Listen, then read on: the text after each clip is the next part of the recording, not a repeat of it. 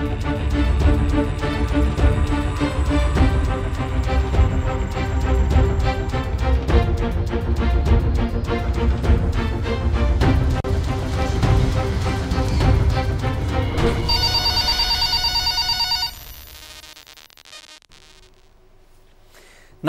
कार्यक्रम कल 24 मा स्वागत छ। म राजीव खत्री। पेट्रोलियममा भएको मूल्य वृद्धि नेपाल सरकारले चाहँदैमा रोक्न नसक्ने प्रतिक्रिया उद्योग मन्त्रीले दिइसकेका छन्। सरकारको भनाइ के छ भने पूर्णतः आयातमा निर्भर पेट्रोलियममा सधैँ अनुदान दिन सकिन्न। 3 खर्बभन्दा बढीको आयात हुने यो वस्तुमा अनुदान दिँदा सरकारको आर्थिक सन्तुलन नै बिग्रिने स्थिति त छ। तर हाम्रो प्रश्न के मात्रै हो भने सरकारले पेट्रोलियम पदार्थमा राहत दिन सक्दैन भने अरू कुन पदार्थमा राहत दिएको छ त? पेट्रोलियम त आयात गर्नुपर्छ, ठिकै छ, सकिएन। तर जुन वस्तु देशमै उत्पादन हुन्छ ती वस्तु जनताले राहतमा पाएका छन् त? जलस्रोतको धनी देश नेपालमा जनताले पिउने पानी पाएका छन् त? कृषि प्रधान देशका जनताले खेतीपाती गरेर बाँच्न सकेका छन् त? सरकार भन्छ आयात गरेको वस्तुमा अनुदान दिन सकिँदैन। तर देशमै उत्पादन हुनुपर्ने दाल चामल तोरी गहुँ भटमास चाहिँ उत्पादन भएको खै त? पेट्रोलियममा भएको मूल्य वृद्धिको सन्दर्भ आज हाम्रो कार्यक्रमको प्राथमिकतामा परेको छ। भारतले नाकाबन्दी गर्दा हामीले अर्कोतिर फर्किने ठाउँ छैन। तीनतिरबाट भारत बेसित हामीले फर्किने भनेको चीनतिर हो। चीनसँगको प्रमुख 2 नाका तातोपानी र केरुङ हुन्। तातोपानी नाका बिना कारण केही वर्षदेखि अवरुद्ध छ। तातोपानी पारी 50 वटा कन्टेनर आइपुगेका छन् भने चिनिया पक्षले ती सबै कन्टेनर छाड्दैन। उसको खटन अनुसार 10 वटा 20 वटा गर्दै छाड्छ। आयात निर्यात सम्बन्ध विशेष गरी सम्बन्धमा मानिसहरूले पनि भनेका छन् तातोपानीमा चीनको अघोषित नाकाबन्दी छ। के वास्तवमै तातोपानीमा चीनले नाकाबन्दी गरेको हो? यो विषय पनि आज हाम्रो कार्यक्रमको प्राथमिकतामा परेको छ। कुनै निर्माणको ठेक्का कुनै निर्माण कम्पनीले हात पारेपछि केही कमिसन यस्ता हुन्छन् त्यो नदिए निर्माण पुरा भएको प्रमाणित नै गरिन्न। ठेक्का दिने कार्यालयका हाकिम इन्जिनियरदेखि दर्ता चलानीमा बस्ने सम्मलाई भाग पुर्याउनुपर्छ। त्यसपछि निर्माण हुने स्थानमा गुण्डाहरूका लागि बेग्लै रकम छुट्याउनुपर्छ। अनि प्रतिस्पर्धामा कचिङ्गल गर्ने सेटिङ गर्ने अरू ठेकेदारहरूलाई पनि चुप मनी राख्नै पर्छ। यी र यी बाहेकका धेरै सेटिङ मिलाएपछि ठेक्का हात पर्छ। तर पहिले नै प्रतिस्पर्धा भइसकेको अवस्थामा कम खर्चमा निर्माणको काम पुरा गर्नुपर्ने चुनौती पनि हुन्छ। यस्तो चुनौतीका कारण अधिकांश निर्माणहरू तोकिएको समयमा पुरा हुँदैनन्। नेपालको निर्माण क्षेत्रको चुरो समस्या यही हो। यस्तो समस्या समाधान नभएसम्म तोकिएको मितिमा निर्माणका अधिकांश काम पुरा हुँदैनन्। यसो भन्दैमा सबैतिर यही नियम लागू हुन्छ भन्ने चाहिँ होइन। कतिपय ठेकेदारकै बदमासी र कमजोरी पनि हुन्छन्। सन्दर्भ छ म्याग्दीको लामपाटादेखि दरवाङ सडक निर्माणमा भएको विलम्बको। यो प्रसङ्ग पनि आज हाम्रो कार्यक्रमको प्राथमिकतामा परेको छ। बस्तीकै अगाडि 7 वटा क्रसर उद्योग छन्। ती उद्योगले जताभावी डाँडा नदी कोपर्छन्। वातावरणीय पक्षलाई ख्याल नगरी गरिएको क्रियाकलापबाट मानव बस्तीले प्रयोग गर्दै आएको पानीको स्रोत नै सुक्न थालेको छ। प्रकृतिमाथिको अत्याचारको एउटा सीमा हुन्छ। त्यो सीमासम्म प्रकृतिले सबै सहन्छन्। जब सीमा पार हुन्छ प्रकृतिको तबाही सुरु हुन्छ। प्रकृतिलाई जिस्क्याउने भुल कहिल्यै कसैले नगरोस्। प्रसङ्ग छ रूपन्देहीको, जहाँ वातावरणीय पक्षलाई बिल्कुल बेवास्ता गर्दै क्रसर उद्योग चलेका छन्। यसको कुप्रभाव देख्न थालिएको छ। यो विषय पनि आज हाम्रो कार्यक्रमको प्राथमिकतामा परेको छ। यसको अलावा तपाईहरूको गुनासोलाई हामी कार्यक्रममा प्रत्यक्ष समेट्नेछौँ।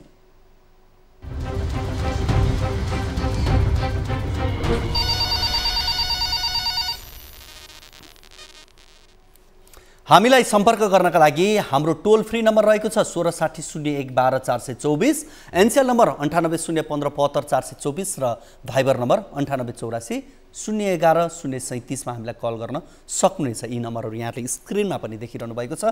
हामीलाई फोन गर्नुहोस्, फटाफट फोन गरेर आफ्नो समस्या जिज्ञासा कार्यक्रममा राख्न सक्नुहुनेछ। जुन कुनै समस्या जुनसुकै जिज्ञासा यहाँले कार्यक्रममा राख्न सक्नुहुनेछ। तपाईले राख्नुभएको समस्यामाथि हामी जवाब खोज्ने प्रयास गर्छौँ। सम्बन्धित व्यक्ति विज्ञसम्म पुग्ने हाम्रो प्रयास रहन्छ। त्यसैले हामीले दिएका यी नम्बरहरूमा यहाँले फोन गरेर आफ्नो समस्या राख्न सक्नुहुनेछ। तपाईले राख्नुभएको समस्याको समाधान, जिज्ञासाको जवाफ हामी कार्यक्रममा खोज्ने प्रयास गर्छौँ। यस कार्यक्रममा हामी ठूला राजनीतिक विषयवस्तुमा कुरा गर्दैनौँ, आम नागरिकका समस्यामाथि केन्द्रित रहेर कुराकानी गर्छौँ। यति बेला कोही दर्शक हाम्रो फोन सम्पर्कमा हुनुहुन्छ, उहाँसँग कुराकानी गरौँ। हजुर नमस्ते। हजुर नमस्ते। हजुर कहाँबाट को बोल्दै हुनुहुन्छ? हजुर म सुर्खेतबाट नेत्र देवकोटा बोल्दैछु। नेत्र देवकोटा कहाँबाट भन्नुभयो यहाँले? सुर्खेतदेखि। हजुर सुर्खेतबाट। नेत्रजी, यहाँको समस्या जिज्ञासा के होला? मेरो समस्या पहिले पनि राखेको थिएँ होइन। समस्या के हो भन्दाखेरि यो के अरे स्वास्थ्य मन्त्रालयमा बढुवा समिति छ होइन। हजुर। त्यो बढुवा समिति कर्मचारीको बढुवा गर्छ नियमअनुसार, र यो गत कार्तिक महिनामा एउटा बढुवाको चाहिँ दरखास्त खुलेको थियो। हजुर। त्यसमा चाहिँ म लगायत धेरैजनाले दिएका थियौँ हामीले दरखास्त फारम। हजुर। र त्यसमा चाहिँ यो जुन मूल्याङ्कनको जो पद्धति छ ऐन नियममा उल्लेख गरेको, त्यो पद्धतिको बर्खिलाप भयो। त्यो पद्धति नै अप्नाइएन, त्यसका जो स्टेपहरू छन् त्यो नै अप्नाइएन र रिजल्ट चाहिँ नतिजा चाहिँ प्रकाशित गरिहालियो। जस्तो के छ ऐन नियममा, के छ प्रगतिको प्रक्रिया के हुने भनेर भनिएको छ, के भएन? ऐन नियममा के छ भने कार्य सम्पादन मूल्याङ्कनबाट र अरू 3वटा आधार र कार्य सम्पादन मूल्याङ्कन एउटा महत्त्वपूर्ण आधारबाट चाहिँ कर्मचारीको मूल्याङ्कन गर्ने र त्यो आधारमा चाहिँ बढुवा गर्ने भनेर चाहिँ ऐनमा र नियमावलीमा लेखिएको छ। हजुर। तर अब मेरै केसमा पनि के छ भन्दाखेरि यो कार्य सम्पादन मूल्याङ्कन स्थानीय तहमा छ, म स्थानीय तहमा चाहिँ कार्यरत छु। त्यो चाहिँ मन्त्रालयको त्यो के अरे यो बढुवा समितिले चाहिँ त्यो झिकाएर त्यसको मूल्याङ्कन गर्नुपर्ने मेरो लगायत अरू सहभागीहरूको गर्नुपर्ने हो।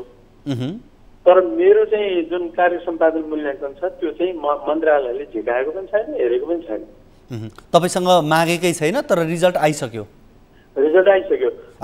तपाईँको के यो स्वास्थ्य मन्त्रालयसँग सम्बन्धित हो? हजुर, स्वास्थ्य मन्त्रालय। यसमा प्रदेशको हुन्छ कि केन्द्र सङ्घीय? सङ्घीय। अनि यसमा तपाईँले केही उजुरी दिन पाउने या पुनर्मूल्याङ्कनका लागि पाऊँ भनेर निवेदन दिन सक्ने आधारहरू छन् छैनन्? के हुन्छ त्यो अवस्था? निवेदन दिन सक्ने भनेर चाहिँ उसमा ऐनमा उल्लेख छ। तर यहाँ कुरा के रह्यो भने मेरो नाम किन निक्लिएन भन्ने प्रश्न भन्दा पनि यो प्रक्रिया नै किन यसरी चाहिँ के अरे छुटाइयो अथवा प्रक्रियालाई नै किन लत्याइयो भन्ने त्यो खालको प्रश्न। कम्तीमा तपाईँसँग यी तपाईँले भने जस्तै सम्पादन र मूल्याङ्कनका कुराहरू, त्यो डकुमेन्ट, त्यो कागजपत्र चाहिँ मागिएन, जसको कारणले गर्दा तपाईँलाई आशंका भएको यहाँ होइन त? हजुर, आशंका भयो। किनभने अब त्यो चलखेलबाट नाम प्रकाशित गरियो कि भन्ने खालको। यसमा के लिखित मौखिक अरू पनि हुन्छ कि त्यो चाहिँ हुँदैन? यसमा यो बढुवामा चाहिँ लिखित मौखिक हुँदैन। यो उहाँको जो सम्बन्धित कर्मचारीको फाइल देखाएर त्यो दरखास्त फारममा कार्यालयले छुट्टै तपाईँलाई पठाइदिएको भएर तपाईँलाई जानकारी नभएको हो कि? होइन, म सम्बन्धित कार्यालयमा कार्यरत छु र आजका मितिसम्म पनि मन्त्रालयले त्यो चाहिँ जो मुख्य महत्त्वपूर्ण त्यो आधार हो त्यो चाहिँ मगाएको छैन। तपाईँको यो समस्या नगरपालिकासँग भन्दा पनि यो त मन्त्रालयसँग सम्बन्धित भयो है? हो, नगरपालिकामा कार्यरत भए तापनि हामी त स्वास्थ्य मन्त्रालय अन्तर्गतको कर्मचारी हो। हजुर। र हामी ऐन नियम पनि स्वास्थ्य सम्बन्धी ऐन नियमबाट चाहिँ निर्देशित हुन्छौँ। तपाईँ अहिले सुर्खेतको कुन ठाउँमा हुनुहुन्छ? सुर्खेतको भेरीगङ्गा नगरपालिका। भेरीगङ्गा नगरपालिका स्वास्थ्य विभागबाट तपाईँ हुनुहुन्छ? हजुर, स्वास्थ्य शाखाबाट। हजुर। ए हुन्छ। अब यो विषयमा के हो हामी बुझ्ने प्रयास गर्छौँ। हामीले स्वास्थ्य मन्त्रालयका प्रवक्ता या कसैसँग हामी यो विषयमा बुझ्न सकिन पाए हुन्थ्यो भन्ने कुरा हो। हामी साथीहरूले पक्कै प्रयास गर्दै हुनुहुन्छ, हाम्रा सहकर्मी मित्रहरूले। हामी उहाँसँग कुराकानी गर्न सकियो भने के रहेछ यसका आधारहरू हामी बुझ्ने प्रयास गर्छौँ।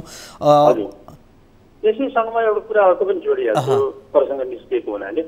यो चाहिँ मूल्याङ्कनको लागि त्यहाँ एउटा समिति छ स्वास्थ्य मन्त्रालयमा, बढुवा समिति भनेर। ए हजुर।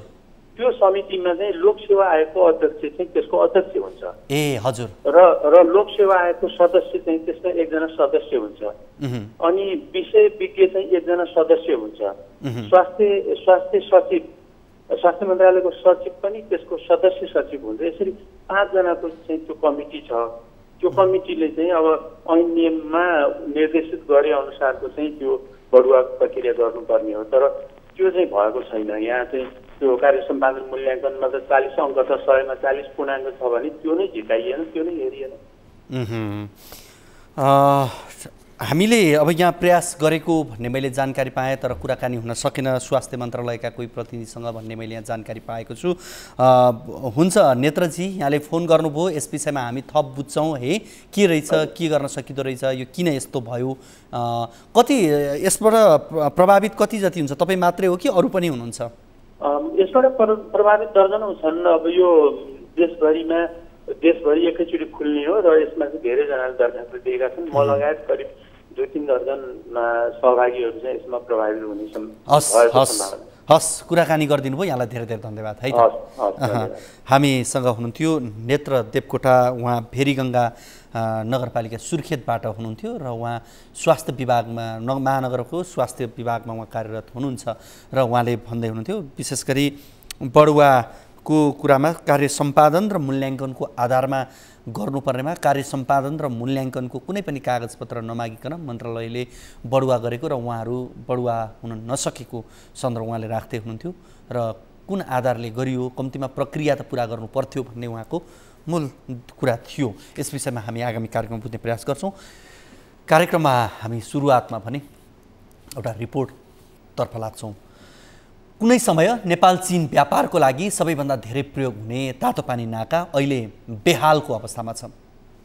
भूकम्पपछि लामो समय अवरुद्ध रहेको यो नाकामा बाढी, पहिरो लगायतका कारणले थप समस्या परेको हो।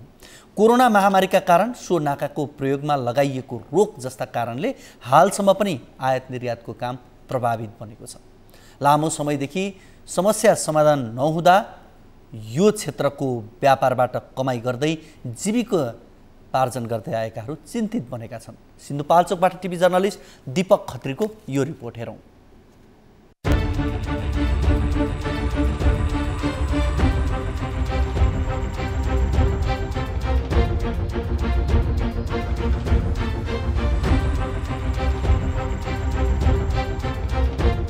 2072 सालमा आएको विनाशकारी भूकम्पपछि बन्द भएको चीनसँग सीमा जोडिएको उत्तरी तातपानी नाका अझै पनि सहज रूपमा सञ्चालन हुने गरेको छैन।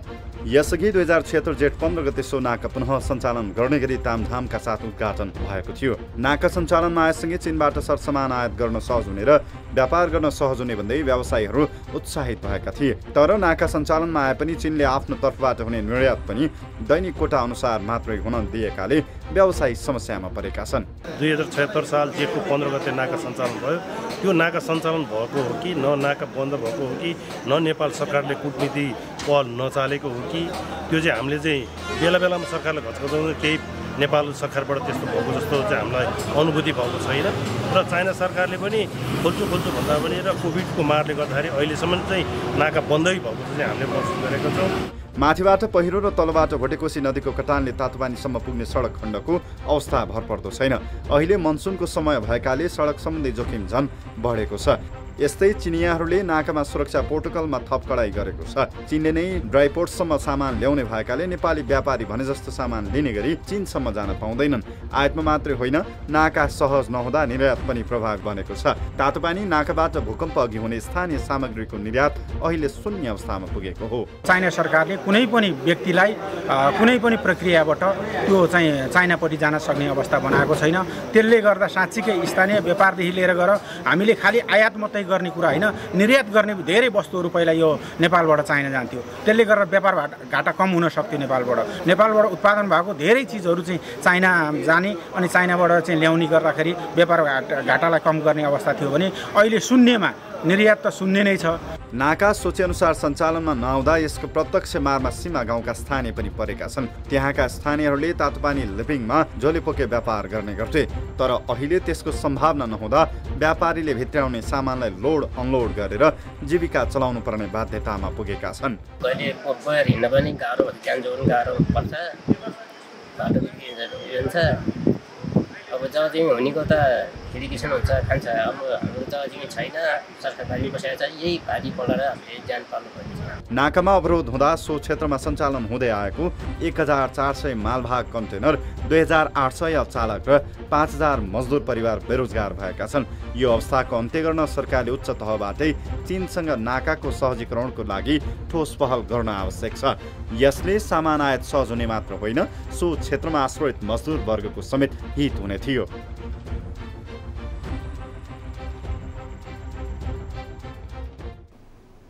दुई 2072 सालमा आएको विनाशकारी भूकम्पपछि बन्द भएको चीनसँगको सीमा जोडिएको उत्तरी तातोपानी नाका अझै पनि सहज रूपमा सञ्चालन हुन नसकेको यो प्रसङ्ग, यो रिपोर्ट यहाँहरू बीच राख्यौँ। यसअघि 2076 जेठ 15 गते सो नाका पुनः सञ्चालन गर्ने गरी तामझामका साथ उद्घाटन भएको थियो। नाका सञ्चालनमा आएसँगै चीनबाट सरसामान आयात गर्न सहज हुने र व्यापार गर्न सहज हुने भन्दै व्यवसायीहरू उत्साहित पनि देखिएका थिए। तर नाका सञ्चालनमा आए पनि चीनले आफ्नो तर्फबाट कुनै निर्यात पनि वैदेशिक दैनिक कोटा अनुसार मात्रै हुन दिएकोले व्यवसायीहरू समस्यामा परेका छन्। यस विषयमा कुराकानी गर्नका लागि यति बेला हामीसँग व्यवसायी तथा पूर्व अध्यक्ष जो उद्योग वाणिज्य सङ्घका सिन्धुपाल्चोकका पूर्व अध्यक्ष हुनुहुन्छ वेदबहादुर श्रेष्ठ हाम्रो फोन सम्पर्क हुनुहुन्छ। उहाँसँग हामी कुराकानी गर्छौँ। वेदबहादुरजी, यहाँलाई कार्यक्रम कल 24 मा स्वागत छ। धन्यवाद हजुर। हामीले अब यो विशेष गरी चीनसँग जोडिएको यो सीमा नाका लामो समयदेखि निश्चित कोटा मात्रै छुट्याएर चीनले सामग्री दिइरहेको, यसले गर्दाखेरि अब यस क्षेत्रका व्यापार गर्ने व्यवसायी, काम गर्ने मजदुर सबै प्रभावित बनेको एउटा रिपोर्ट पनि प्रसारण गरिसक्यौँ। वास्तवमा अहिले यो चीन तर्फबाट दैनिक कति कोटा निर्धारण गरेर सामान यता आयात हुने गरेको छ? यसमा चाहिँ हजुर अब दैनिक कस्टमर त छँदैछ, तैपनि अब अहिलेको हिसाबमा चाहिँ त्यही 11वटा कन्टेनर छुटेछ। यसमा अझै पनि नेपाल सरकारले हामीले सुझाव या कन्टेनरहरू मन्त्रालयले लिएर प्रशासन लिएर बुझाइरहेका छौँ। त्यसपछि त्यसमा अलिकति पहल नभएको जस्तो चाहिँ अनुभूतिहरू भएको छ। त्यसमा अझै पनि अब खाद्यान्नहरू भने अब सँगसँगै तपाईँको लसुनहरू मात्रै चाहिँ प्रस्ताव भएको छ।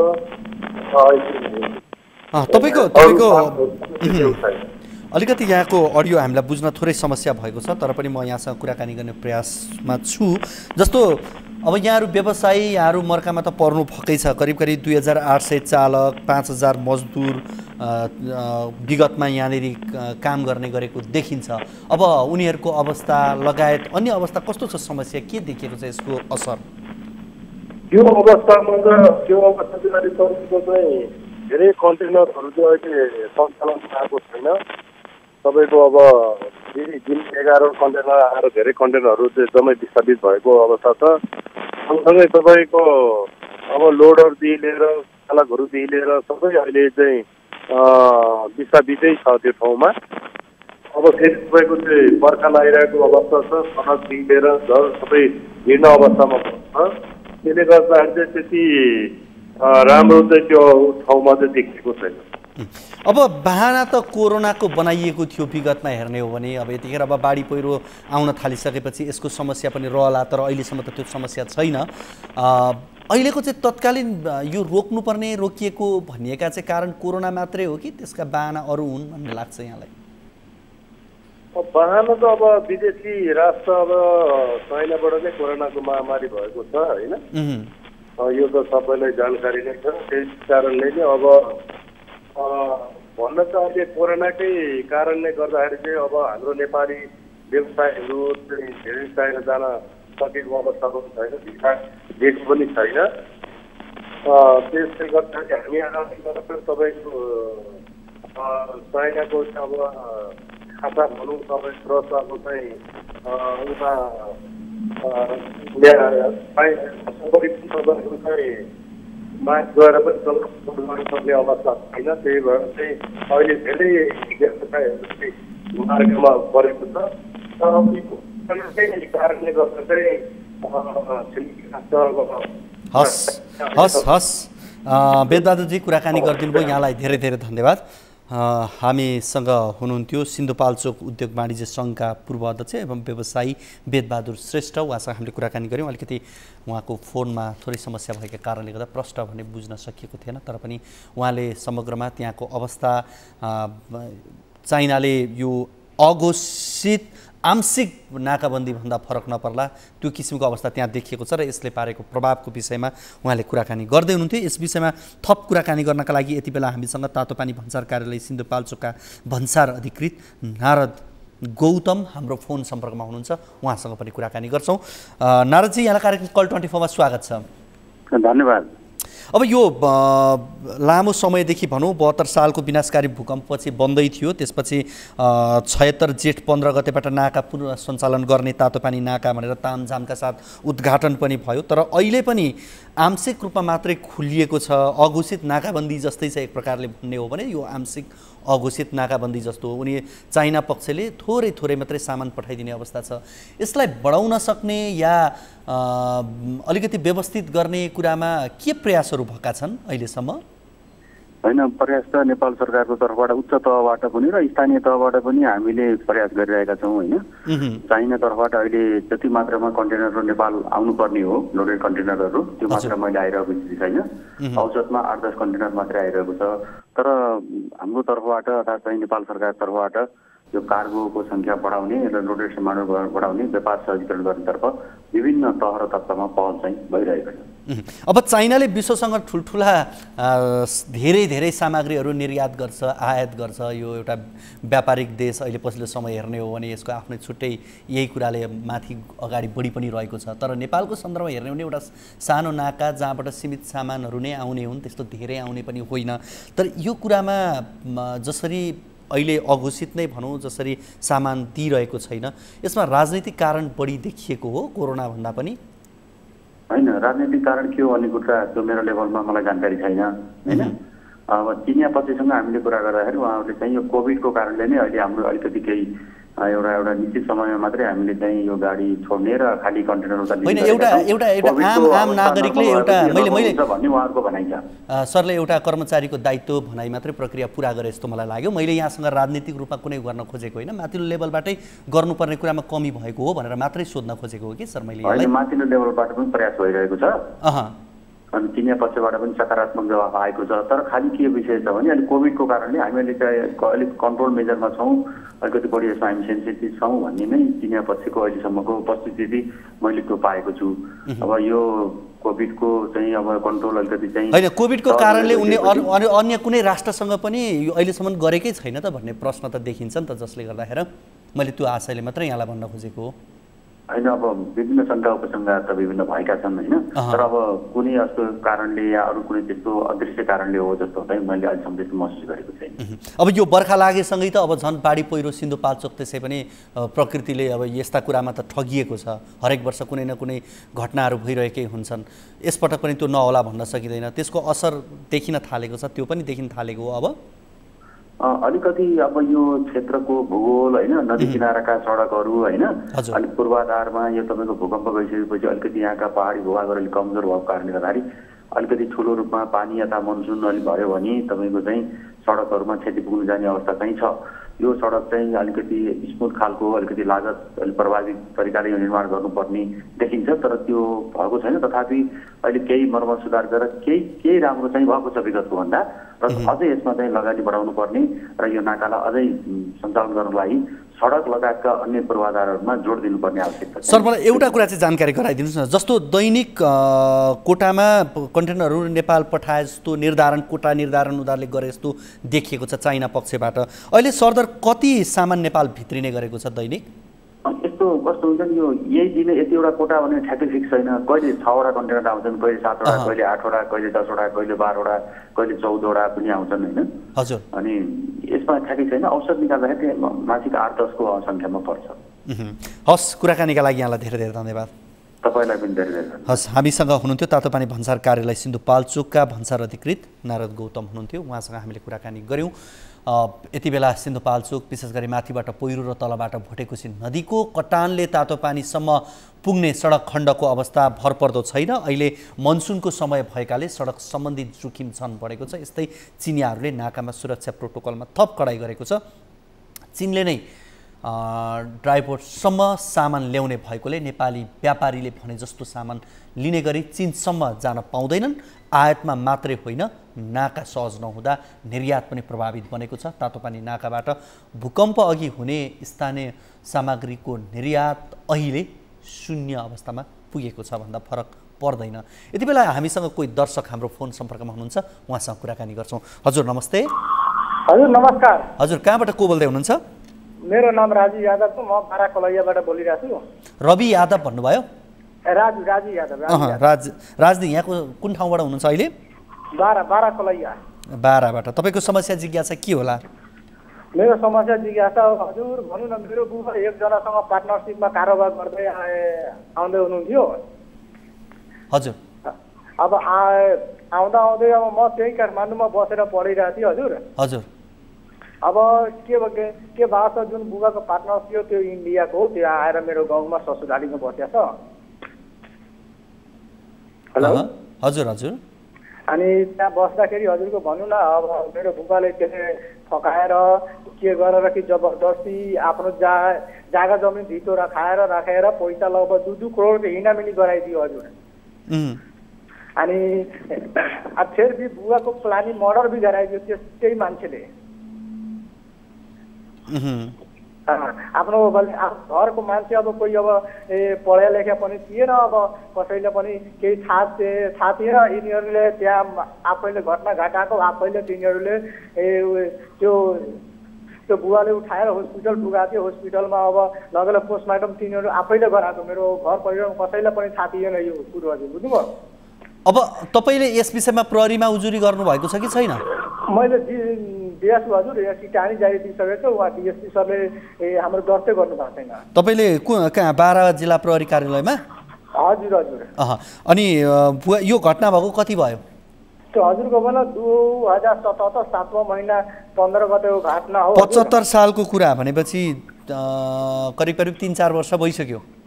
3-4 वर्ष होइन हजुर, 2 अढाई बरसको हजुर। अनि तपाईँको बुवा चाहिँ के सेयरको कारोबार गर्नुहुन्थ्यो भन्नुभएको हो? हजुर पार्टनरसिपमा। अनि तपाईँले किटानी जाहेर चाहिँ गर्नुभएका व्यक्तिहरू चाहिँ कहाँ हुनुहुन्छ, के छ उहाँहरू? उहाँहरू त यही गाउँमा बसेर मजाले मलाई पनि ढाक मङ्गली दिइरहेको थियो। भन्यो तिमीले खोज्यो भने यो हाम्रो कारोबार त तिमीले पनि त्यस्तै गरी म माथि पुगाउँछु भनेर त्यस्तो भन्दै हुनुहुन्थ्यो त्यो दुवैजनाले। तपाईँलाई धम्क्याउनुहुन्छ? हजुर पटक। तिम्रो बुवालाई जस्तै म यस्तै बनाइदिन्छु गरिदिन्छु भन्ने उहाँहरूको धम्की। अनि यो विषयमा प्रहरीलाई भन्दा प्रहरीको भनाइ के त? प्रहरीले अहिलेसम्म पक्राउै गरेको छैन त्यसो भए? छैन केही पनि गर्दै गरेको छैन। अनि तपाईँको बुवालाई चाहिँ हत्या नै गरेको हो भन्ने तपाईँको चाहिँ के कसरी उहाँलाई काहीँ?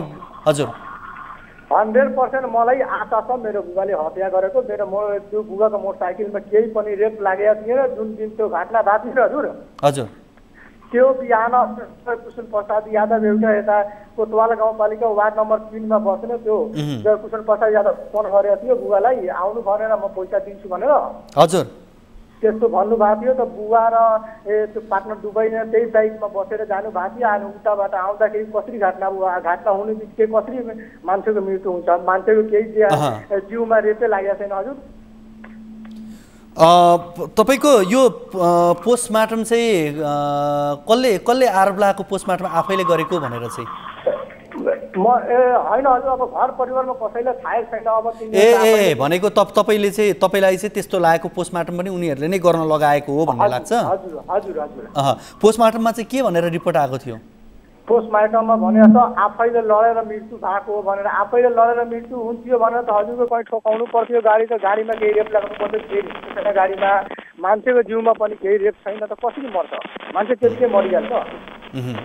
त्यो भित्राको रिपोर्ट निकालेको, भित्राको रिपोर्टमा त्यसमा के लेखेको छ? मान्छेको चोटको कारणले मान्छेको मृत्यु भयो। त मान्छेले हाने होला केहीले त्यो भएर चोट भएको होला, चोटले मान्छेको मृत्यु भयो हजुर। मानसिक चोटका कारण मृत्यु भएको भनेर चाहिँ पोस्टमार्टममा आएको थियो। हजुर हजुर ठिक छ, हामी 12 प्रहरीसँग यस विषयमा हामी थप बुझ्ने प्रयास गर्छौँ। यहाँले होइन, हामी तपाईँसँग यहाँ दोहोरो कुराकानी नै गराउने प्रयासमा छौँ। हामी दोहोरो कुराकानी नै यहाँलाई गराउँछौँ। यहाँले जिज्ञासा राख्नुहोला, हामी त्यही प्रयासमा छौँ। अब उहाँहरूसँग कुराकानी गर्दैछौँ हामी, के हुन्छ। सुन्नुहोस् न, हजुर, त्यहाँ तपाईँले जसको नम्बर हामीलाई उपलब्ध गराउनु भएको थियो 12 का डिएसपी राजेश थापा है, उहाँले कुराकानी चाहिँ गर्नु भएन हामीसँग। यहाँ मसँग लाइभ अहिले कुराकानी गर्न उहाँले चाहनु भएन। तर उहाँले के भन्नुभएको रहेछ भने तपाईँले एकचोटि जिल्ला प्रहरी कार्यालयमा गएर सम्पर्क राख्नुहोस्, यस विषयमा हामी उहाँलाई सहजीकरण गर्छौँ, सहयोग गर्छौँ भनेर भन्नुभएको रहेछ होइन। तपाईँलाई हामी एकपटक तपाईँ जानुहोस् त्यहाँ, अनि के हुन्छ उहाँहरूले कसरी कुराकानी गर्नुहुन्छ हामीलाई जानकारी गराउनुहोस्। भएन भने हाम्रो 12 टिभी जर्नलिस्ट मार्फत तपाईँलाई यस विषयमा हामी थप फलोअप गराउँछौँ। हुन्छ हजुर। ल तपाईँ एकचोटि तपाईँ जिल्ला प्रहरी कार्यालय जानु होला यहाँ है त। हस्। हामीसँग हुनुहुन्थ्यो राज यादव 12बाट हुनुहुन्थ्यो र उहाँले आफ्नो समस्या राख्दै हुन्थ्यो। यस सम्बन्धमा हामीले समस्याको हल खोज्ने प्रयास गऱ्यौँ। अब भने कार्यक्रममा हामी अर्को रिपोर्टतर्फ लाग्छौँ। यो फलोअप रिपोर्ट रहेको छ। म्याग्दी जिल्लाको 3 पालिकालाई जोड्ने बेनी दरवाङ सडक आयोजनाको तेस्रो खण्ड अन्तर्गत समग्रमा निर्माण हुन नसक्दा अलपत्र परेको छ। सडक स्तर उन्नति नहुँदा हिउँदमा धुलाम्बे र बर्खा सुरु भइसकै हिलाम्बे हुने गरेको छ। निर्माण व्यवसायीले समयमा नै काम नगर्दा सर्वसाधारण जनता धुलाम्बे र हिलाम्बे सडकमा जोखिम तथा शास्तिपूर्ण यात्रा गर्न बाध्य छन्। टिभी जर्नलिस्ट साधन रामजालीले पठाएको यो रिपोर्ट हेरौँ।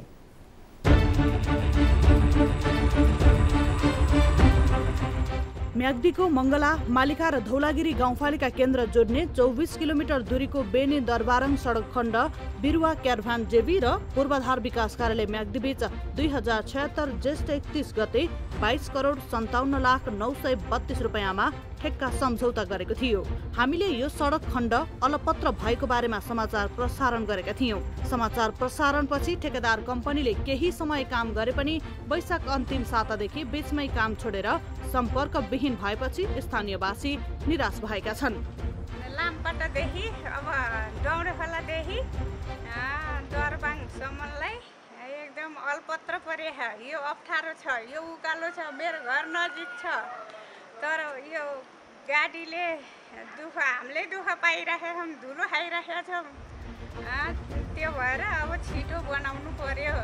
सडक निर्माणले गति नलिँदा बर्खाको समय सुरु भएसँगै यातायात व्यवसायी र यात्रुले वर्षेनी ठुलो शास्ति बेहोर्दै आएका छन्।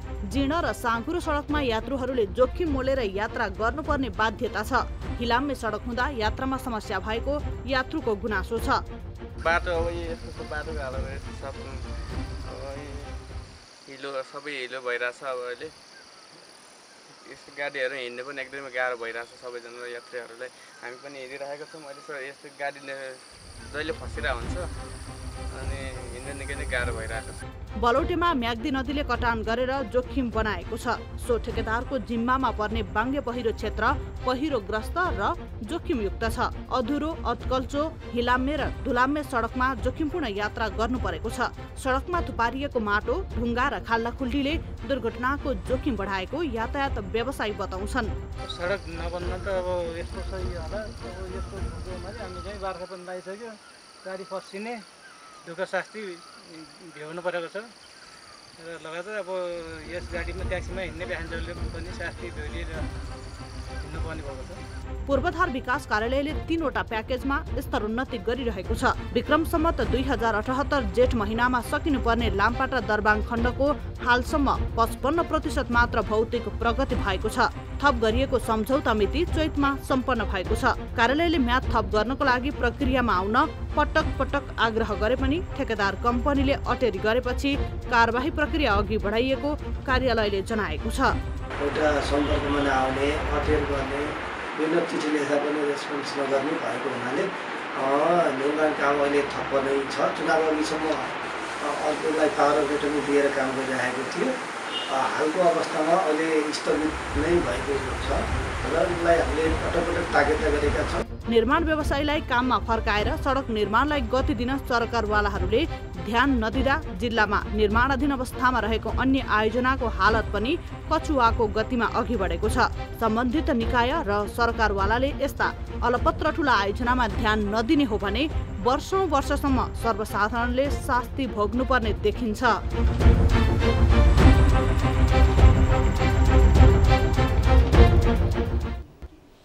म्याग्दीको मङ्गला, मालिका र धौलागिरी गाउँपालिका केन्द्र जोड्ने 24 किलोमिटर दूरीको बेनी दरवाङ सडक खण्ड बिरुवा क्याराभान जेबी र पूर्वाधार विकास कार्यालय म्याग्दी बीच 2076 जेठ 31 गते 22 करोड 57,932 रुपियाँमा ठेक्का सम्झौता भएको थियो। हामीले यो सडक खण्ड अलपत्र भएको बारेमा यसभन्दा अगाडि पनि समाचार प्रसारण गरिसकेका छौँ। कार्यक्रम कल 24 मै यो विषयलाई उठान गरिसकेका छौँ। समाचार प्रसारणपछि ठेकेदार कम्पनीले केही समय काम गरे पनि वैशाख अन्तिम सातादेखि बिचमै काम छाडेर सम्पर्कविहीन भएपछि स्थानीयवासी यति बेला निराश भएका छन्। यस विषयमा कुराकानी गर्नका लागि यति बेला हामीसँग स्थानीय श्रीराम पौडेल हाम्रो फोन सम्पर्कमा जोडिनु भएको छ। उहाँसँग हामी कुराकानी गर्छौँ। श्रीरामजी, यहाँलाई कार्यक्रम कल 24 मा स्वागत छ। हजुर, धन्यवाद। हजुर, अब यो तपाईहरूको क्षेत्रको यो लामपाटा दरवाङ सडक खण्ड लामो समयदेखि बन्न सकेको छैन। यसभन्दा अगाडि पनि हामीले रिपोर्ट बजायौँ, केही समय काम भए जस्तो भयो, फेरि रोकिएको छ। के कारणले यसरी रोकिरहेको रहेछ? के जानकारी पाउनु भएको छ? तपाईँहरूले कस्तो समस्या खेप्नु परेको छ यो बाटो निर्माण नहुँदा अहिले? अब यस्तो छ, यसमा के छ भनेपछि विशेष गरेर ठेकदारहरूकै कामको कमी कमजोरी भन्ने कुरा आउँछ होइन। त्यहाँ चाहिँ पहिला ठेक्का परिसकेपछि काम गर्न एकदम ढिलो गरिसकेपछि फेरि बिचमा अब पहिलाको ठेकदार छोडेर अर्कोलाई दिएको भन्ने छ। अर्को ठेकदारले पनि फेरि मैले पैसा पाएन, काम अनुसार काम पैसा नपाएको भएर मैले काम गर्न सक्दैन भनेर उसले छोडेको छ। अब हामीले त्यसको लागि स्थानीय तर्फबाट दिने दबाबहरू भन्छन् गर्ने कुराहरू गरिरहेका छौँ र पनि खै अब ठेकदारहरूले त्यो कुरा सुन्दैन। सम्बन्धित निकायमा अब पालिका लेभलमा पनि हामीले अनुरोध गरेकै हो र अब सिडिओ साहबलाई पनि म आफै गएर यो बाटोको बारेमा चाहिँ केही पहल गर्नु पर्यो भनेर अनुरोध गरेका थिएँ। त्यो पनि केही हुन सकेको छैन। अहिले यो कति खण्डमा चाहिँ यो कति किलोमिटरमा चाहिँ अहिले यो समस्या भएको हो, पूर्ण काम नभएको हो? अहिले यो बेनी दरबाङ सडक खण्डको मङ्गला गाउँपालिका 2 रणबाङदेखि दरबाङसम्मको 8 किलोमिटरको बाटो छ। हजुर, यो 8 किलोमिटरको बाटो हो अहिले रोकेको अवस्था रहेको र यो कस्तो भने बर्खा सिजन लागिसक्यो कि त काम सुरु नगरिकन पुरानै अवस्था रहँदैको भए जनतालाई शास्ति हुन्थेन होइन।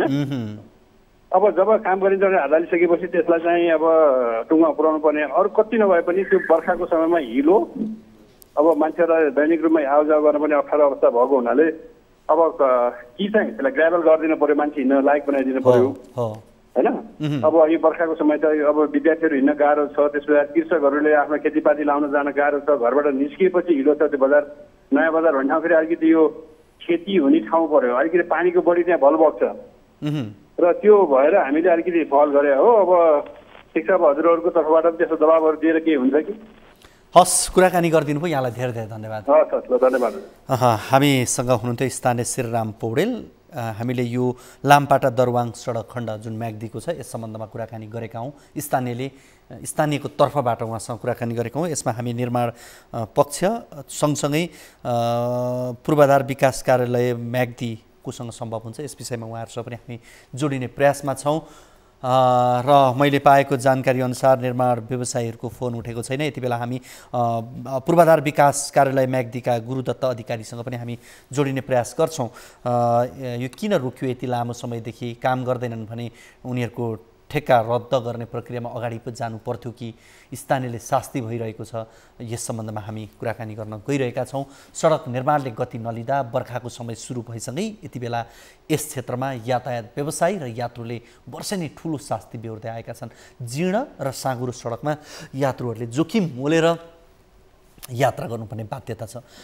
हिलामे सडक हुँदा यात्रामा समस्या भएको यात्रुको गुनासो छ। बलौटेमा म्याग्दी नदीले कटान गरेर जोखिम बनाएको छ। सो ठेकेदारको जिम्मामा पर्ने यो विशेष गरी बाङ्गे पहिरो क्षेत्र पहिरोग्रस्त र जोखिमयुक्त छ। अधुरो त्यसकारण अर्धकल्चो हिलामे र धुलामे सडकमा जोखिमपूर्ण यात्रा गर्नुपर्ने यति बेला यहाँको अवस्था छ। सडकमा थुपारिएको माटो ढुङ्गा खाल्टाखुल्टीले दुर्घटनाको जोखिम बढाएको छ। यातायात व्यवसायीहरूलाई यसबाट आजित भएका छन्, चालक सचालकहरू आजित छन्। त्यति मात्र होइन, यात्रा गर्ने यात्रुहरू जोखिम मोलेर यात्रा गर्न बाध्य छन्। यो विषयलाई हामीले यसपटक होइन पटक पटक यो विषयलाई कार्यक्रममा उठान गर्दै आएका हौँ र यस सम्बन्धमा हामीले पूर्वाधार विकास कार्यालय म्याग्दीका प्रमुख गुरुदत्त अधिकारीसँग कुराकानी गर्न प्रयास गरेका थियौँ, तर उहाँको फोन लागेन भन्ने मैले जानकारी पाएको छु। आगामी कार्यक्रमहरूमा फेरि यसलाई हामी थप फलोअप गर्नेछौँ। अब भने लागौँ अर्को रिपोर्टतर्फ। रूपन्देहीको तिलोत्तमा नगरपालिका 14 स्थित नन्दनगर गाउँको बाक्लो बस्ती अगाडि लस्करै 7वटा क्रसर उद्योग सञ्चालनमा छन्। दैनिक गिटी बालुवा प्रशोधन गर्ने यी उद्योगले मोटा मोटा पाइप गाडेर बोरिङ सञ्चालन गरिरहेका छन्। क्रसर उद्योग सञ्चालन रहेको 20 मिटर नजिकैमा बाक्लो बस्ती छ। यो बस्तीमा स्थानीय भने पानी नपाएर काकाकुल छन्। क्रसर उद्योगले गहिरो गरी गाडेका बोरिङले गर्दा पानी तान्दा स्थानीयले गाडेका चाप कलमा पानी आउँदैन। लामो समय पानीको हाहाकारमा रहेका यहाँका स्थानीयको समस्या समाधान न क्रसर व्यवसायीले ध्यान दिएका छन् न त स्थानीय सरकारले नै। रूपन्देहीबाट टिभी जर्नलिस्ट प्रकाश नेउपानेको यो रिपोर्ट हेरौँ।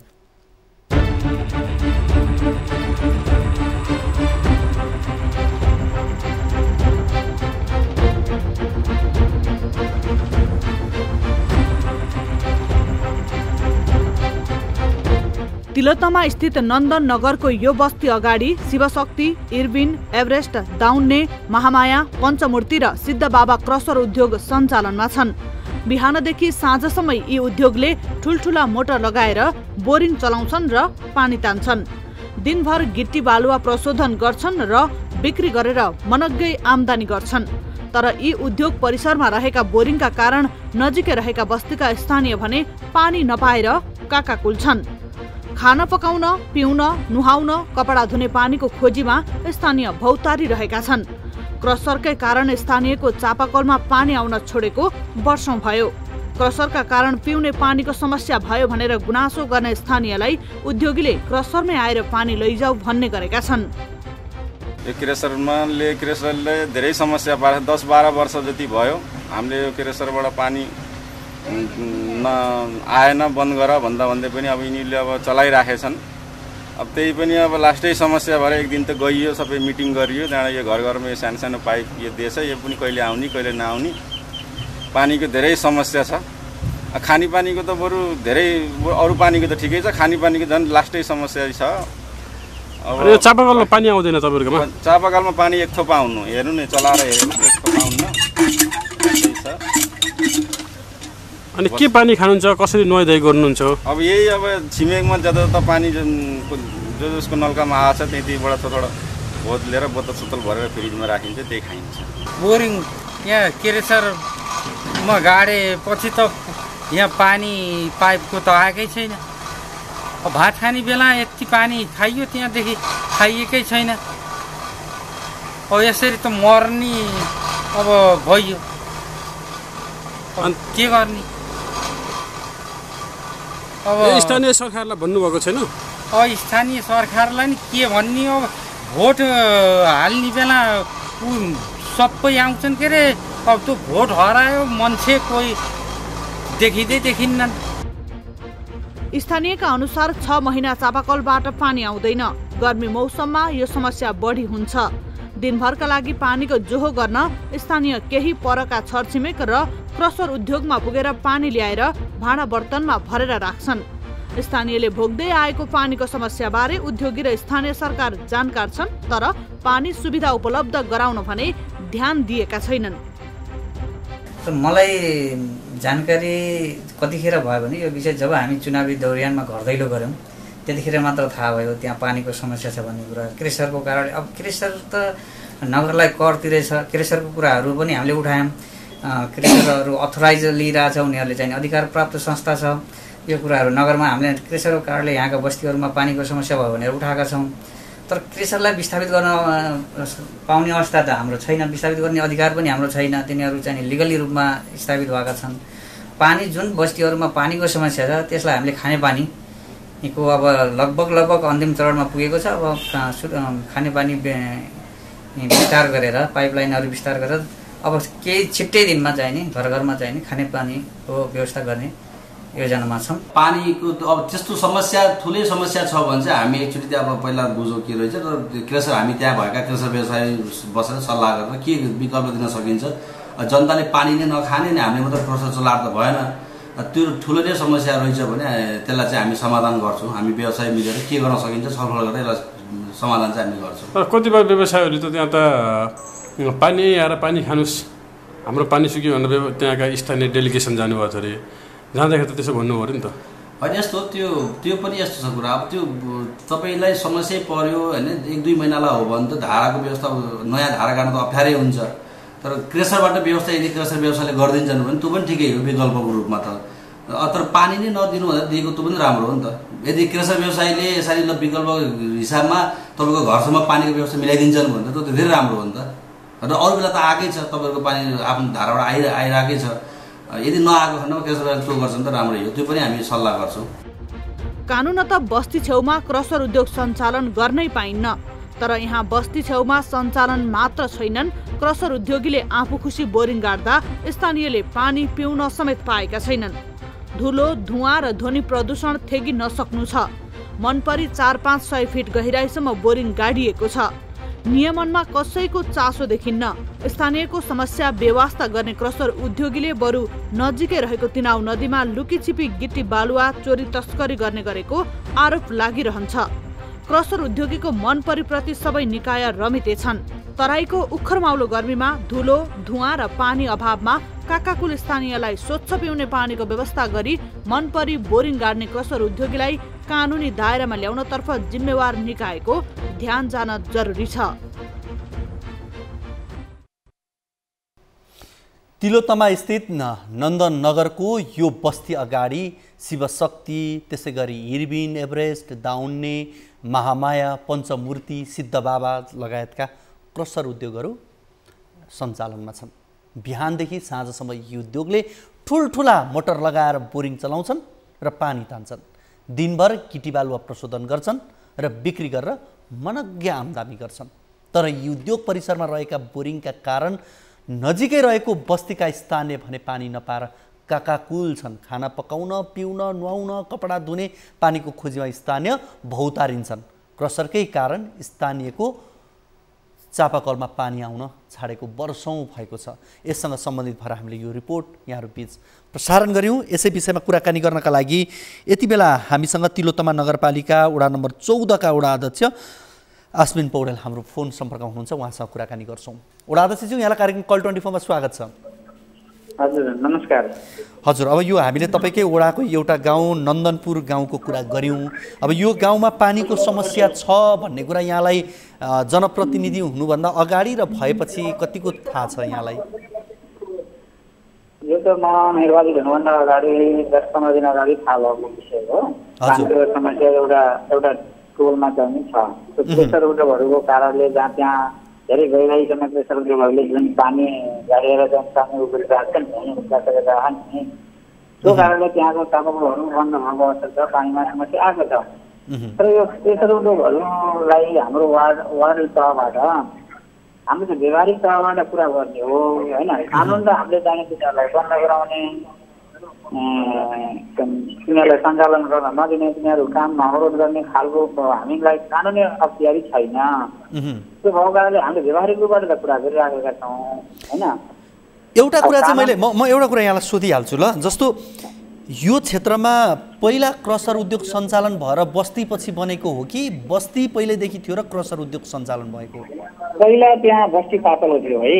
हजुर। प्रेसर उद्योग खुल्नुभन्दा पहिला त 1-2वटा घर मात्रै थिए। त्यहाँको त्यो तल्लो भेल्टहरू थिएन, त्यहाँको बस्तीहरू पातलो थियो। अहिले त्यहाँ बस्ती बाक्लिँदै गयो होइन। बस्ती भागिँदै गइसकेपछि त्यहाँ पानीको समस्या पनि हुँदै गयो। ल ठिक छ सर, अब हामी करिब अन्त्यमा छ। मैले यहाँसँग संक्षेपमा कुराकानी गरेँ। यहाँहरूले गर्न सक्ने अब के हुन्छ त्यहाँका जनतालाई पानी खुवाउनका लागि चाहिँ यहाँले के गर्नुहुन्छ? विशेष गरी तत्कालको लागि अब हामीले चाहिँ त्यहाँ त्यसै बस्तीको नजिकै खानेपानीको ट्याङ्क पनि निर्माण भइसकेको अवस्था छ। पाइपहरू पनि अन्डरग्राउन्ड गरिसकेको अवस्था छ। तत्काल 1-1.5 महिनामा हामीले खानेपानी वितरण गर्छौँ। 1-1.5 महिनामा त्यहाँका जनताले पानी पिउन पाउँछन् होइन? हस्, कुराकानीका लागि यहाँलाई धेरै धेरै धन्यवाद। हामीसँग हुनुहुन्थ्यो तिलोत्तमा नगरपालिका वडा नम्बर 14 का वडा अध्यक्ष अश्विन पौडेल। उहाँसँग हामीले यस विषयमा कुराकानी गऱ्यौँ। आजको कार्यक्रमको निर्धारित समय करिब सकिसकेको छ। भोलिको कार्यक्रममा हामी अन्य विषयहरूसहित यहाँहरूसँग उपस्थित हुने नै छौँ। तबसम्मका लागि बिदा दिनुहोस्। हवस् त, नमस्ते।